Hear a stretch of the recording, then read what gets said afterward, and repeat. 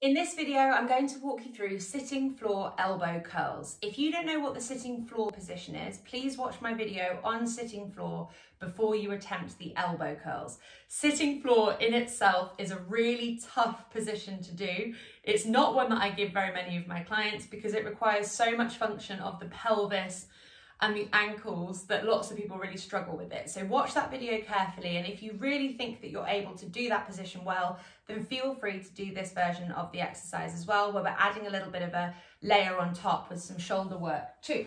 So we're coming to our sitting floor position, and because you've watched the video so carefully on sitting floor, you know exactly what I'm talking about.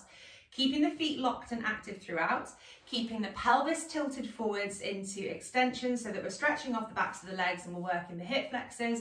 Our hands are in golfer's grip. Watch my video on golfer's grip so you understand what the golfer's grip position is all about. It's not fists, and the hands need to stay nice and active throughout.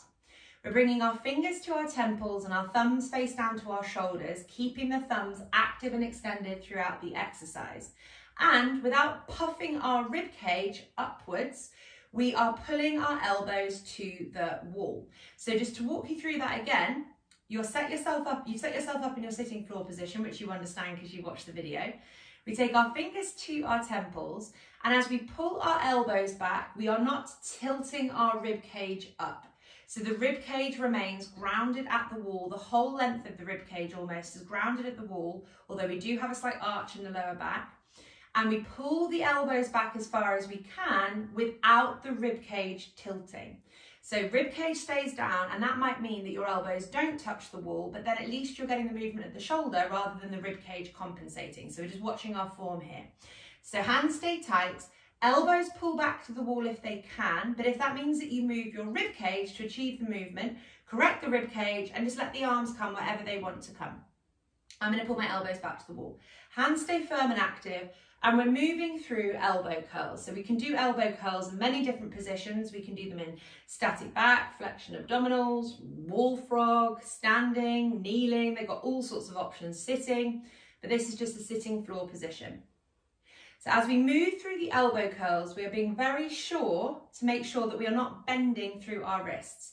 So the hands aren't getting floppy and weak, and we're also not bending at our wrists to try and achieve the movement, because it's the wrists trying to cheat on behalf of the shoulders. So you've got a really straight line from fingers to wrists to elbows, and the whole unit is moving at the shoulder rather than bending and cracking from the wrists. So I'll do 10 more of these for you, not forgetting your feet, not forgetting your quads, not forgetting your pelvis in the sitting floor position, not puffing the rib cage up. 10, 9, 8, 7, 6, 5, 4, 3, 2, 1.